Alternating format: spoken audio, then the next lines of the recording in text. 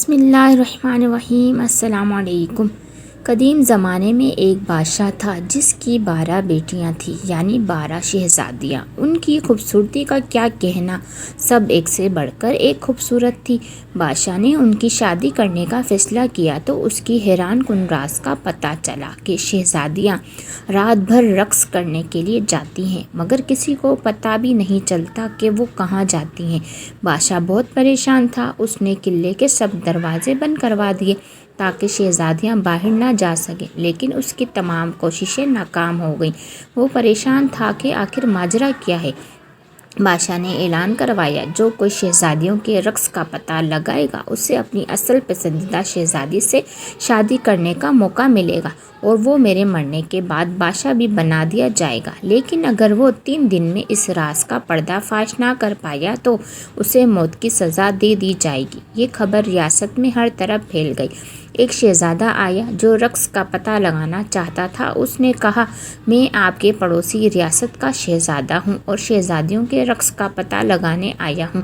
بادشاہ نے اس کا استقبال کیا۔ رات کا کھانا کھانے کے بعد شہزادیوں کے کمرے کے ساتھ والا کمرہ سونے کے لیے دے دیا گیا۔ شہزادیوں کے کمرے کا دروازہ کھلا رکھا گیا اور شہزادے کا پلنگ ایسے رکھا گیا کہ رات بھر شہزادیوں پر نظر رکھ سکے۔ رات کو شہزادی اس کے لیے شربت لے کر آئی، جس کو پیتے ہی اسے نیند آ گئی۔ جب آنکھ کھلی تو شہزادیاں رقص کر کے واپس آ چکی تھیں۔ تینوں دن ایسے ہی چلتا رہا۔ چوتھے دن جب شہزادہ بادشاہ کے سامنے حاضر ہوا تو اس کے پاس بادشاہ کے سوالوں کا کوئی جواب نہ تھا۔ بادشاہ نے اسے موت کی سزا دے دی۔ یوں ہی بہت سے لوگ آئے مگر سب ناکام رہے۔ پھر ایک دن ایک زخمی سپاہی اپنی قسمت آزمانے بادشاہ کے محل کی طرف چل پڑا۔ راستے میں اسے ایک بڑھیا ملی۔ سپاہی نے بڑھیا کی مدد کی۔ بڑھیا نے بدلے میں اس کو ایک پوشاک دی اور کہا کہ اسے پہن کر تم کسی کو نظر نہیں آؤ گے، اور یہ بھی بتایا کہ جو جوس شہزادیاں تمہیں دے وہ مت پینا۔ سپاہی بادشاہ کے محل میں پہنچ گیا۔ بادشاہ نے اس کا استقبال کیا اور اس سے بھی شہزادیوں کے راز کا معلوم کرنے کے لیے 3 دن دیے گئے۔ رات کو بڑی شہزادی اس کے لیے جوس لے کر آئی۔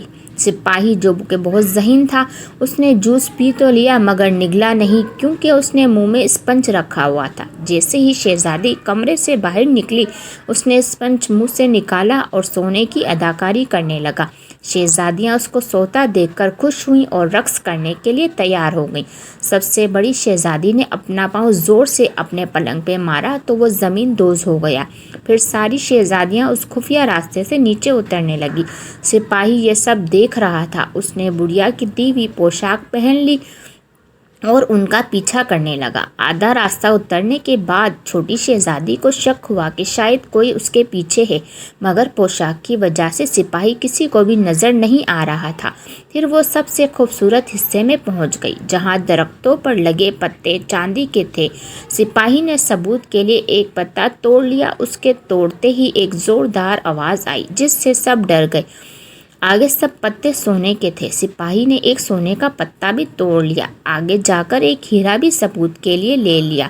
پھر شہزادیاں ایک جھیل کے کنارے پہنچ گئی، جہاں 12 شہزادے ان کا انتظار کر رہے تھے۔ ہر ایک شہزادی ایک شہزادے کے ساتھ بیٹھ گئی۔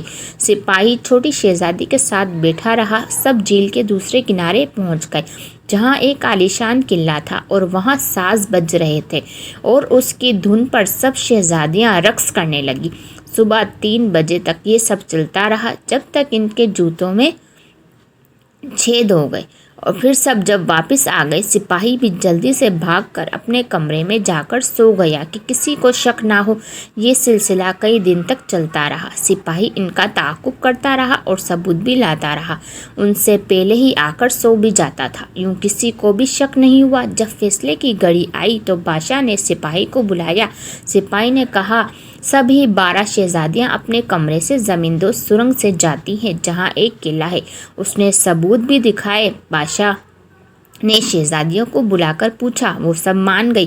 بادشاہ نے سپاہی کو خوب انعام سے نوازا اور پوچھا، میری کس بیٹی سے شادی کرنا چاہتے ہو؟ اور پھر اس نے سب سے بڑی شہزادی کو پسند کیا، اور پھر دونوں کی شادی دھوم دھام سے کر دی گئی۔ بادشاہ نے اعلان کیا کہ میری وفات کے بعد میرا داماد اس سلطنت کا بادشاہ ہوگا، اور پھر سبھی ہنسی خوشی رہنے لگے۔